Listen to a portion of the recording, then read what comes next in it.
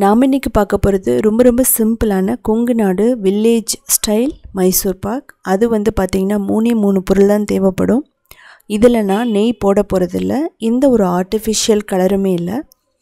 ரொம்ப சாஃப்டாக அப்படியே வாயில் வச்சா கரையக்கூடிய அளவுக்கு கடையில் கிடைக்கிறத விட ரொம்ப டேஸ்ட்டாக எப்படி பண்ணுறதுன்னு பார்க்கலாம். அதுக்கு 1 கப் கடலை மாவு எடுத்துக்கலாம். இதை முதல்ல நல்லா சலிச்சுக்கலாம். ஸோ சலிச்சதுக்கப்புறம் நீங்கள் என்ன பண்ணலான்னா ஒரு 10லேருந்து 12 நிமிஷம் இது நல்லா வறுக்கணும். லோ மீடியம் ஃப்ளேமில் வச்சுக்கணும், ஹை ஃப்ளேமில் வைக்கக்கூடாது. நீங்கள் இப்படி சலிச்சதுக்கப்புறம் டைரெக்டாக நீங்கள் சுகர் சிரப்பில் போட்டு மிக்ஸ் பண்ணுறதுனாலும் பண்ணலாம். அது ஒரு மெத்தடு. இது பார்த்திங்கன்னா ஒரு யூனிக்கான ஒரு மெத்தடுன்னு சொல்லலாம். ஸோ பாருங்கள், நல்லா ரோஸ்ட் பண்ணணும், ஆனால் இது ப்ரௌன் ஆகக்கூடாது. இது பார்த்திங்கன்னா நீங்கள் பிகினர்ஸாக இருக்கும்போது மைசூர் பாக் வரலன்னு நீங்கள் நினைக்கும்போது இது மாதிரி நீங்கள் பண்ணலாம். ஸோ பச்சை வாசனையும் இருக்காது, ரொம்ப டேஸ்ட்டாக இருக்கும். இப்போ ஆஃப் பண்ணிடணும். இதுக்கப்புறம் 3/4 கப் ஆயில் எடுத்துக்கலாம். ஸோ அதாவது என்ன அப்படின்னா 3/4 கப் அதை நம்ம எடுத்துகிட்டு கொஞ்சமாக ஊற்றி மிக்ஸ் பண்ணணும். அதாவது என்னென்னா நமக்கு ஒரு 1/2 கப் ஆயில் தான் இதுக்கு தேவைப்படும் மிக்ஸ் பண்ணுறதுக்கு.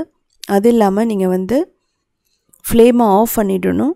அடுப்பை ஆஃப் பண்ணிவிட்டு தான் நீங்கள் மிக்ஸ் பண்ணணும்.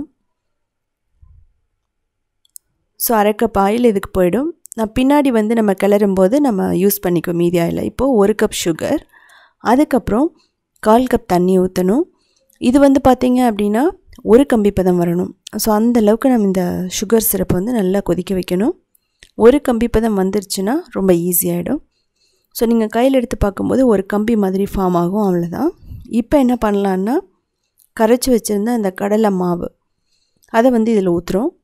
ஊற்றிட்டு நம்ம ஒரு 15 to 20 மினிட்ஸ் நம்ம இதை நல்லா மிக்ஸ் பண்ணிக்கிட்டே இருக்கணும். கை விடாமல் கிளறணும். லோ மீடியம் ஃப்ளேமில் வச்சுக்கணும். அப்பப்போ இந்த ரிமைனிங் ஆயில் இருக்குல்ல, அதை ஊற்றிக்கலாம். அதாவது மீதி ஒரு 1/4 கப் ஆயில் இருக்கும். ஸோ அதை நம்ம ஊற்றிட்டு மிக்ஸ் பண்ணலாம். ஸோ இப்படி நம்ம இடையில ஊற்றும் போது என்ன ஆகும் அப்படின்னா நல்லா அப்சர்வ் பண்ணிக்கும். அதுக்கப்புறம் ஸ்மூத்தாக வரும்.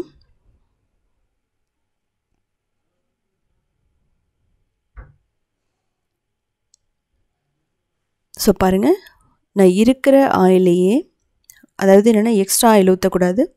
நாம் எடுத்த 3/4 கப்பில் 3/4 கப்லேயே ரிமைனிங் தான் நான் ஊற்றிட்டுருக்கேன்.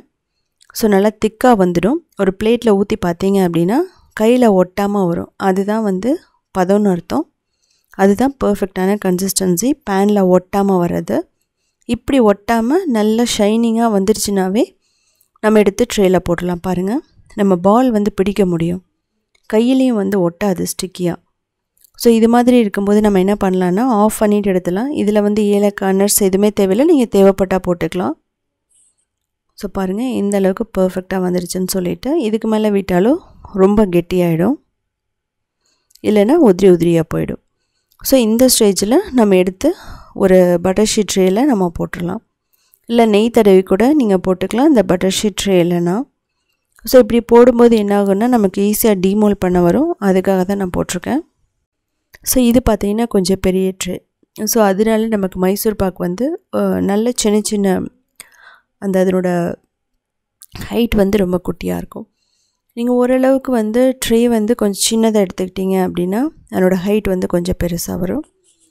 ஸோ இதை நம்ம ஈவனாக ஸ்ப்ரெட் பண்ணி விட்டுக்கணும். விட்டுட்டு ஒரு 2 மணி நேரம் அப்படியே விட்டுறலாம். ஸோ 2 மணி நேரத்துக்கு அப்புறம் பார்க்கலாம். இது பார்த்திங்கன்னா ஃப்ரிட்ஜிலலாம் வச்சிடாதீங்க, ரொம்ப கெட்டியாகிடும். ஸோ நம்ம ஈஸியாக டீமோல் பண்ணிவிட்டு தேவையான ஷேப்பில் கட் பண்ணிவிட்டு ஒரு ஏர்டைட் கண்டெய்னரில் போட்டுட்டு நம்ம வச்சிடலாம். எவ்வளோ சாஃப்டாக இருக்குது பாருங்கள். இது 1 மந்த் வரைக்குமே கெட்டு போகாது. இதையே மில்க் மைசூர் பாக் அப்படின்னா நீங்கள் மில்க்கு, அதுக்கப்புறம் மைதா பாதி எடுத்துக்கோங்க. 1/2 கப் மைதா, 1/2 cup milk powder, 1 cup sugar, அதுக்கப்புறம் 1/4 கப் தண்ணி. சேம் இதே தான். ஆயில் நீங்கள் 3/4 கப், சேம் இதே தான். அதே மாதிரியே ஹார்லிக்ஸில் பண்ணும்போதும் நீங்கள் போர்ன்விட்டாவில் பண்ணும்போதும் இதே குவான்டிட்டியில் பண்ணுங்கள். சுகர் பிடிக்காது அப்படின்னு நினைக்கிறவங்க நீங்கள் வெல்லத்தில் கூட பண்ணலாம். கூடி சீக்கிரமாக நான் அதுலேயும் வீடியோ போடுறேன். இதுக்கு தேவையான பொருட்கள் நான் முன்னாடியே கொடுத்துருக்கேன், நீங்கள் போய் பார்த்து தெரிஞ்சுக்கலாம். ஸோ இந்த மாதிரி மைசூர் பாக் பார்த்தீங்க அப்படின்னா கொங்குநாடு கிராமத்தில் மட்டும்தான் இருக்கும், வேறு எங்கேயும் இது மாதிரி செய்ய மாட்டாங்க. ஸோ செஞ்சு பார்த்துட்டு எப்படி இருந்துச்சுன்னு சொல்லிட்டு கமெண்ட் பண்ணுங்கள்.